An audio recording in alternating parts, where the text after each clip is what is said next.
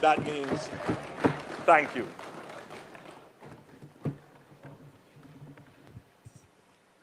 I now invite Senator Donna Scott Motley, representing the Leader of the Opposition, to address the Parliament.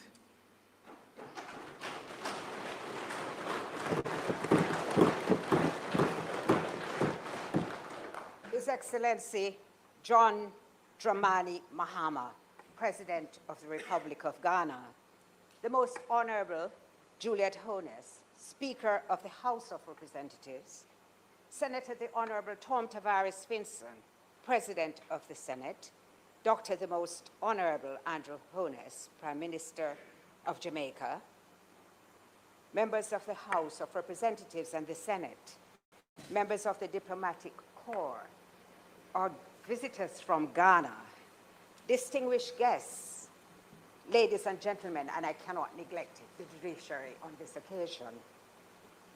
Madam Speaker, there are visits that mark diplomacy.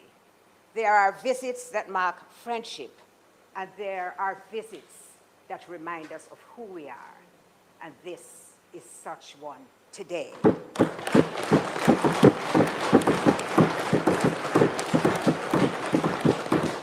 It is my honor and my privilege to join this honorable House in welcoming His Excellency, President John Dramani Mahama, to the Parliament of Jamaica. We welcome you, the President of Ghana, but we also welcome a people with whom we have shared a journey for centuries.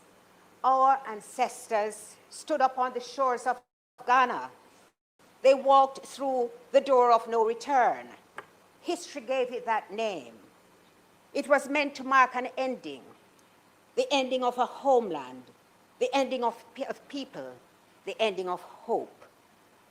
But history does not always belong to those who write it. Our ancestors crossed an ocean, but they did not cross out memory.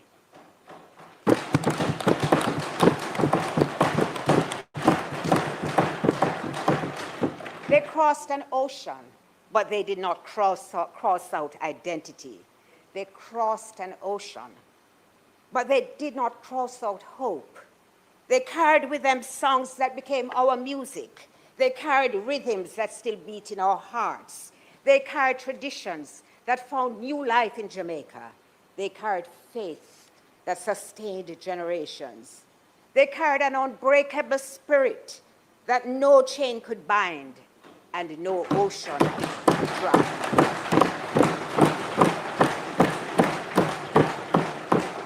They left the shores of Ghana, but Ghana never left them. It lives in our culture, it lives in our language, it lives in our communities, it lives in us. Madam Speaker, history has a remarkable way of completing its circles. When Ghana emerged as the first independent nation in sub-Saharan Africa, it chose as its symbol at the center of its flag the black star, inspired by Marcus Garvey's vision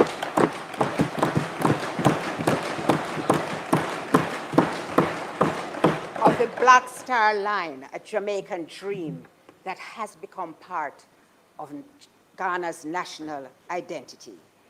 How fitting that a dream born in Jamaica should become a symbol of African freedom. How fitting that the story which began in Africa should return, not in chains, but in triumph.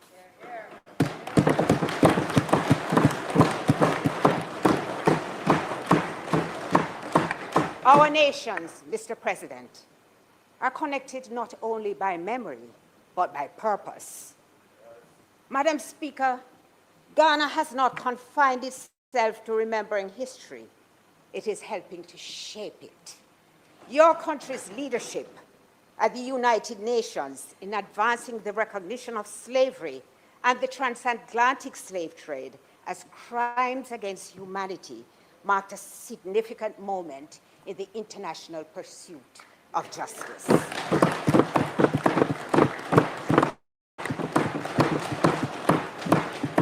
It affirmed for us that this is not merely a question of memory or morality, but one of international law, human dignity, and the continuing consequences of one of history's great injustices.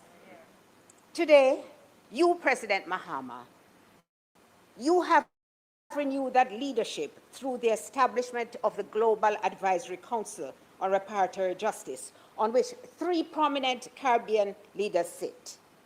Our own Prime Minister Andrew Holness, Prime Minister Mia Mottley, and Dr. Ralph Gonsalves have been called to your service. Madam Speaker, I hope that President Mahama's presence here will also inspire us to reflect on our own unfinished journey towards full sovereignty.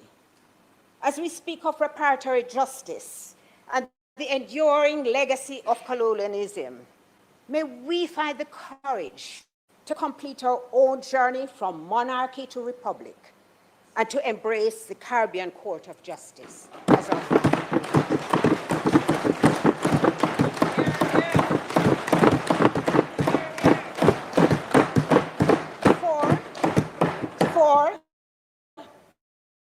if we are serious about reclaiming our history, sovereignty, and shaping our own future, then surely we must have the courage to do so fully.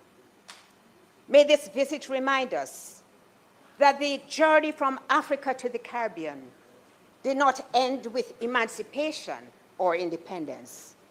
It continues in the work of building nations that are fully sovereign, confident in their identity, and masters of their own destiny.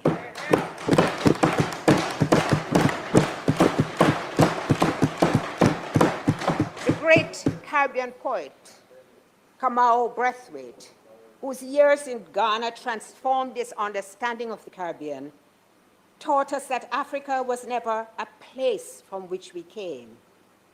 It is a part of who we are. Perhaps this is why this visit feels so deeply significant. For today, the descendants of those who left Ghana welcome the President of Ghana to the Parliament of Jamaica.